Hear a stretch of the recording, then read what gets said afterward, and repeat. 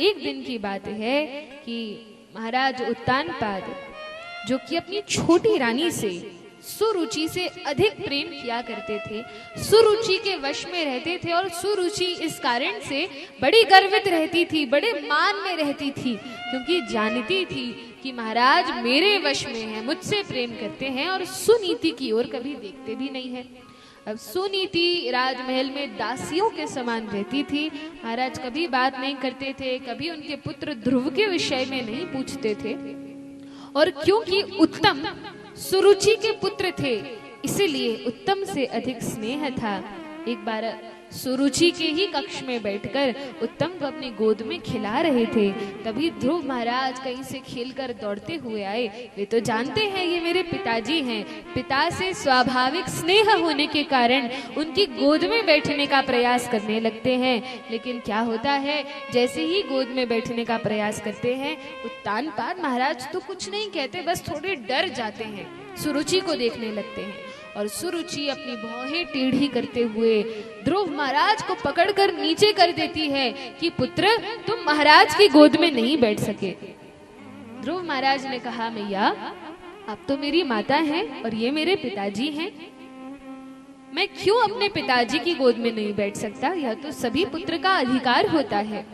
सुरुचि ने कहा, देखो देखो बालक, ये तुम्हारे पिता अवश्य हैं, लेकिन क्योंकि तुम्हारी माता रानी नहीं है इसलिए तुम महाराज की गोद में नहीं बैठ सकते। कहा फिर क्या करना पड़ेगा, तो कहा कि मैं रानी हूँ, महाराज मुझसे प्रेम करते हैं, इसलिए जब तुम्हारा जन्म मेरे गर्भ से होगा तब तुम इस लायक बनोगे, इस गद्दी के अधिकारी होगे कि महाराज की गोद में बैठ सको। लेकिन यह तो संभव नहीं है। हाँ, यह संभव नहीं है, केवल एक ही उपाय है, यदि तुम भगवान विष्णु की भक्ति करो, तपस्या करो, उनसे प्रार्थना करो और वे तुम्हें मेरी कोख से जन्म दे, तभी तुम महाराज की गोद में बैठ सकते हो। यह बात सुन के ध्रुव महाराज इतने दुखी हो गए, अरे मेरे पिताजी की गोद में मुझे नहीं बैठने दिया जा रहा, बड़ा दुख हुआ। और तब रोते रोते अपनी माता सुनीति के पास गए और सुनीति के पास जाकर बहुत विलाप करने लगे, रोने लगे।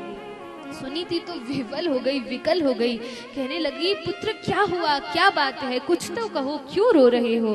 तब ध्रुव महाराज इतना रो रहे थे कि बोलते भी नहीं बन रहा था। तब कुछ दास दासियों ने, जिन्होंने देखा था कि सुरुचि ने किस प्रकार से धुतकारा था, वे जाकर सुनीति से कहते हैं कि माता इस प्रकार की बात हुई है, महाराज ने बिठाया नहीं, अपनी छोटी रानी का पक्ष लिया, इस कारण से ध्रुव महाराज अपमान के कारण बड़े दुखी हैं। सुनीति को बड़ा दुख हुआ। ध्रुव महाराज ने बहुत रोते रोते पूछा कि मैया क्यों मैं पिताजी की गोद में नहीं बैठ सकता। तो सुनीति ने भी कह दिया कि अरे बेटा, क्या तुम अपने पिताजी की गोद में बैठने के लिए इतना रो रहे हो, यदि बैठना ही है तो भगवान की गोद में बैठो, यदि पाना ही है तो पिताजी की गद्दी को क्या प्राप्त करना, भगवान के चरण कमलों को प्राप्त करो, उसमें कल्याण है, भगवान विष्णु को प्राप्त करो। तब ध्रुव महाराज ने कहा, हाँ भैया, वो छोटी माता भी भगवान विष्णु का नाम ले रही थी, आप भी भगवान विष्णु का नाम ले रही हो, भला ये भगवान विष्णु हैं कौन। सब इनके बारे में बोलते हैं कि इनसे मांगो, इनसे पूछो, इनकी तपस्या करो, मैया भगवान विष्णु कौन है। तब सुनीति कहती हैं कि पुत्र, भगवान विष्णु परम भगवान हैं और यदि उनसे कुछ भी मांगा जाए, कुछ भी याचना की जाए तो भगवान अवश्य उसको पूरा करते हैं, भगवान सभी की इच्छाओं को पूरा करते हैं। अच्छा, वे भगवान विष्णु मिलते कहाँ हैं। तब सुनीति ने कहा, देखो पुत्र, वे भगवान विष्णु तो अपने धाम वैकुंठ लोक में रहते हैं, लेकिन मैंने सुना है, मैं जानती तो नहीं, मैं तो अज्ञ हूँ, स्त्री हूँ, मैं कैसे जान सकती हूँ, लेकिन मैंने सुना है कि भगवान शायद वन में निवास करते हैं, क्योंकि सारे ऋषि मुनि भगवान को प्राप्त करने के लिए वन में जाकर तपस्या करते हैं। वन में भगवान सुगमता से प्राप्त हो जाते हैं, क्योंकि एकांत वास होता है, केवल भगवान में मन लगाते हैं और प्राप्त हो जाते हैं। अच्छा ठीक है मैया, तो मुझे अभी वन जाना है, सुनीति ने कहा, देखो पुत्र, इस प्रकार से दुखी मत हो, अभी तुम बहुत छोटे बालक हो, जब बड़े हो जाओगे तब मैं तुम्हें वन भेज दूंगी। सोचती हैं कि अभी तो छोटा है, इसको बातें लगा देते हैं। इस प्रकार से सुनीति कहती हैं और समझाती हैं कि देखो, अपनी विमाता को दोष मत दो।